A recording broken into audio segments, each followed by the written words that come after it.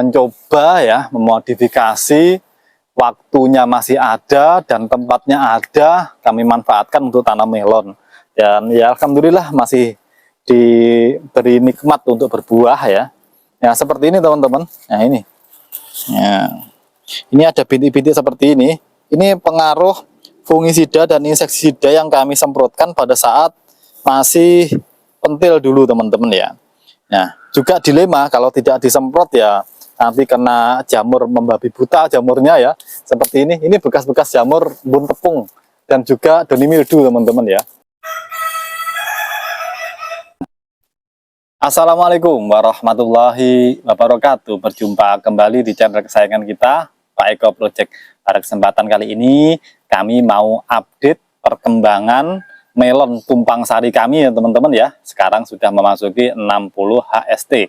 Bagi teman-teman yang sudah like, komen, dan subscribe di video kami kali ini, kami doakan semoga senantiasa sehat, mendapatkan rezeki yang berkah dan melimpah, serta sukses selalu. Amin. Yuk langsung saja kita simak videonya. Sebelum kita melanjutkan video ini teman-teman, kami informasikan bahwa di kebun kami ini menyediakan bibit anggur impor yang berkualitas dan bergaransi validitasnya teman-teman ya, serta kami juga menjual pupuk dan juga kami menyediakan jasa konsultasi apabila teman-teman ingin berkonsultasi mengenai anggur dari mulai tanam hingga mulai berbuah hingga pasca panen. Kami menyediakan konsultasi baik teman-teman yang masih skala hobi ataupun skala kebun ya. Jadi seperti ini bibit kami teman-teman ya, ada ribuan bibit di sini. Kami siap kirim ke seluruh Indonesia. Jadi bagi teman-teman yang menginginkan bibit yang berkualitas dan memiliki garansi dari penjualnya, monggo silahkan pesan di kami siap kirim ke seluruh Indonesia. Teman-teman pengangguran dan pemirsa setia channel Pak Eko Project ya, sudah ada yang bertanya kepada kami, Pak Eko bagaimana update-nya melon tumpang sarinya? Nah ini mau kami update ya teman-teman ya, ini sudah memasuki hari ke-60 atau 60 HST ya sejak kami tanam kemarin ya. Dan walaupun banyak kendala juga ya, kendala jamur, karena di Malang ini teman-teman masih setiap hari hujan teman-teman ya. Sekarang aja redup ya, ini nggak ada panas mulai pagi ya. Dan inilah melon-melon kami ya. Apa dampaknya kalau tidak ada panas ya? Ini kan namanya tumpang sari teman-teman ya. Di atas ini ada anggur ya, sistem para-para di atas, yang di bawah itu melon. Ya jelas saja sinar matahari yang masuk sangat minim ya, sangat terganggu ya. Terus ditambahi dengan sistem kelembapan yang masih tinggi di Malang. Karena apa? Karena masih tiap hari hujan teman-teman ya.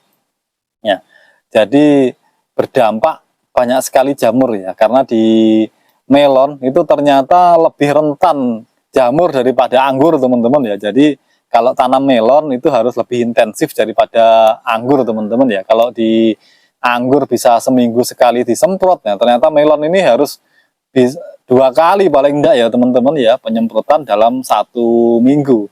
Tapi ya alhamdulillah namanya belajar ya, gagal itu sudah biasa ya. Kalau tidak gagal nanti kita tidak bisa belajar teman-teman ya, nggak masalah. Ini adalah penanaman yang kedua teman-teman ya. Yang dulu penanaman pertama dan alhamdulillah sudah panen dulu ya. Dan ini pada waktu pruning kemarin kami tanam lagi ya. Ini ada 46 polybag ya. Ukuran 40 liter teman-teman ya. Media tanamnya murni kokopit teman-teman ya. Dengan pemupukan kocorponik ya. Ini unik sekali. Kocorponik itu apa ya?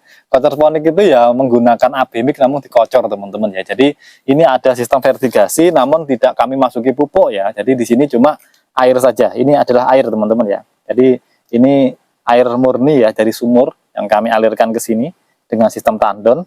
Ini menggunakan gaya gravitasi, jadi tidak didorong dengan mesin pompa teman-teman ya. Nah seperti ini dan alhamdulillah ya melonnya ya lumayan teman-teman ya. Segini ini paling ya sekitar 1 sampai 1,5 kilo ada teman-teman ya. Nah ini ada juga yang besar teman-teman ya, seperti ini ya ada kalau sekitar 1 kiloan teman-teman ya. Ya sudah lumayan ya, namanya belajar dan namanya tumpang sari ya, sudah bisa berbuah ya alhamdulillah. Ini jenisnya sweet lavender semua teman-teman ya. Sekarang coba kita jalan-jalan mulai ujung sana sampai ujung sana teman-teman ya, seperti apa kondisi melon tumpang sari kita.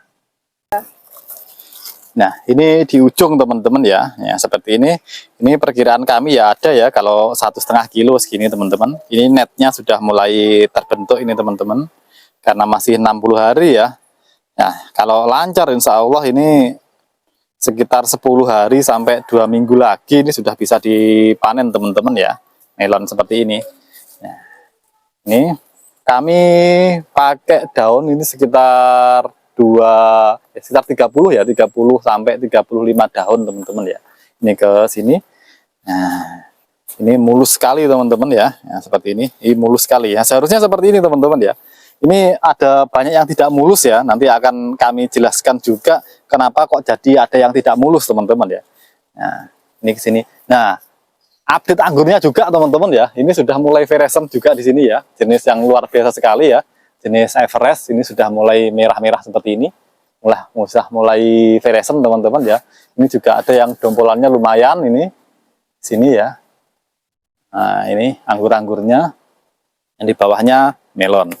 Nah, memang banyak yang tidak seragam teman-teman ya. Ada yang bagus, ada yang jelek ya, namanya mencoba ya, memodifikasi. Waktunya masih ada dan tempatnya ada, kami manfaatkan untuk tanam melon. Dan ya alhamdulillah masih diberi nikmat untuk berbuah ya. Ya seperti ini teman-teman. Nah ini. Ya. Ini ada bintik-bintik seperti ini. Ini pengaruh fungisida dan insektisida yang kami semprotkan pada saat masih pentil dulu teman-teman ya. Nah, juga dilema kalau tidak disemprot ya nanti kena jamur membabi buta jamurnya ya. Seperti ini bekas-bekas jamur bun tepung dan juga doni mildew teman-teman ya. Nah, seperti ini jamurnya sudah mati, akhirnya daunnya juga mengering. Dan ini yang masih hijau seperti ini tumpuan harapan untuk memasak nutrisi teman-teman yang sama seperti ini ya. Karena buahnya kami juga cuma melihara satu teman-teman ya. Karena apa? Karena kekurangan sinar matahari teman-teman ya, karena di sini sinar mataharinya juga nggak begitu bagus karena tumpang sari, di atasnya ada anggur. Dan sampai saat ini ya, ini sudah memasuki bulan Mei, ini di Malang itu masih tiap hari hujan teman-teman ya. Sekarang juga tidak ada panas ya, jadi kurang maksimal ya. Nanti akan kami evaluasi lagi ya untuk penanaman yang ketiga, nantinya seperti apa supaya lebih maksimal lagi hasilnya teman-teman ya. Dan nanti juga akan kami berbagi tips berdasarkan pengalaman kami dalam budidaya teman-teman ya. Nah ini yang besar ini teman-teman ya. Ini kemungkinan 1,5 sampai 1,7 bisa ini teman-teman ya, segini nih. Nah ini netnya juga sudah mulai merata ya. Jadi ini tidak kami jual teman-teman ya, hanya untuk konsumsi keluarga ya. Melon-melon ini walaupun kurang maksimal ya nggak masalah ya untuk konsumsi keluarga sendiri. Nah, seperti ini. Ini ke sana, ini juga ada yang besar, teman-teman. Nah, ini juga ada yang besar ini. Nah, ini besar ini. Nah, ini buktinya bahwa tumpang sari ternyata melon juga tetap bisa berbuah walaupun kurang maksimal, teman-teman ya. Nah, seperti ini. Melon tumpang sari 60 HST, teman-teman ya. Nah, itu tadi teman-teman ya perkembangan melon kami di 60 HST ya. Jadi berdasarkan pengalaman kami sudah 2 kali ini ya, 2 kali menanam melon di tumpang sari seperti ini, memang ada beberapa kendala juga teman-teman ya. Dan juga timing yang tepat ya. Maksudnya gini teman-teman, timing itu ya. Jadi sebaiknya teman-teman sebelum menanam ya, itu media sudah ada dan sistem vertigasi juga sudah terpasang, dan sebaiknya jangan lama-lama setelah pruning teman-teman ya. Kalau bisa sebelum pruning itu teman-teman harus mempersiapkan bibitnya ya. Paling enggak setelah pruning bibit sudah siap untuk ditanam ya. Karena beberapa hambatan juga yang kemarin itu ya, setelah pruning kami masih nyemai bibitnya. Ya ini tuh merupakan kesalahan kami ya, jangan sampai kesalahan ini jadi teman-teman lakukan gitu. Jadi sebaiknya gini, biasanya kan sejak tanam ya, sejak semai bibit ya, semai biji sampai bisa ditanam itu kalau di sini kemarin tuh 8 hari teman-teman ya. Jadi sebaiknya teman-teman ya, kalau menurut kami menyarankan itu 8 hari sebelum teman-teman pruning anggur yang di atas ya, yang di para-para itu sudah siap ya. Jadi 0 sampai 8 hari teman-teman semai biji ya. Setelah 8 hari baru pruning anggurnya. Setelah pruning anggurnya sekarang, besok langsung ditanam. Nah gitu, jadinya sinar matahari pada awal pertumbuhan itu masih bagus teman-teman ya. Jadi tidak seperti kami ini yang kemarin itu telat. Karena apa? Karena kebetulan penyedia biji ya yang kami beli itu pas habis teman-teman ya. Jadi kami lakukan pruning dulu. Nah, setelah pruning sudah mulai apa ya? Mulai muncul tunas, baru kami semai. Jadinya itu ada rentang sekitar 14 hari ya. 14 hari setelah pruning baru bisa kami tanam. Jadi eman-eman waktunya ya, eman-eman waktunya itu. Ya, selain itu juga nutrisi teman-teman ya. Nutrisi itu penting ya, apalagi pada saat pembesaran buah ya. Pembesaran buah ini kemarin kami kasih 2 kali lipat ya. 2 kali lipat bukan airnya teman-teman ya, tapi dosis pupuknya. Karena apa? Karena kemarin itu pada waktu pembesaran buah, itu yang biasanya itu kami kasih 500 mili ya, 500 mililiter ya per pohon ini dengan dosis 5 mili per liter itu kami tingkatkan. Jadi airnya yang dimasukkan itu tetap, tapi isinya yang 2 kali lipat teman-teman ya. Jadi semisal menggunakan 5 mili per liter pada saat pembesaran buah ini kemarin kami pakai 10 mili per liter. Jadi airnya semisal memasukkan airnya itu 500 mili tapi dosisnya 2 kali lipat teman-teman ya. Jadi alhamdulillah juga bisa membesar ya. Nah, bisa membesar seperti ini. Dan kalau teman-teman ingin lebih manis, teman-teman bisa memasukkan unsur pupuk yang kaliumnya tinggi seperti SOP itu ya. SOP itu bisa kalau teman-teman ingin mendopingnya, atau pupuk ZK ya. Kalau mau teman-teman mendoping supaya lebih manis lagi ya. Seperti itu. Itu merupakan evaluasi dari cara kami budidaya yang kemarin ya. Terus teman-teman untuk memaksimalkan sirkulasi bisa agak direnggangkan teman-teman ya. Karena ini kami pakai ini cuma setengah meter ya, semeter. Jadi teman-teman bisa menggeser entah 70 atau 60 agak bergeser ya. Memang mengurangi jumlah polybag, namun insya Allah akan lebih maksimal karena sirkulasinya lebih bagus teman-teman ya. Karena apa? Ya seperti yang kami utarakan di depan tadi, ternyata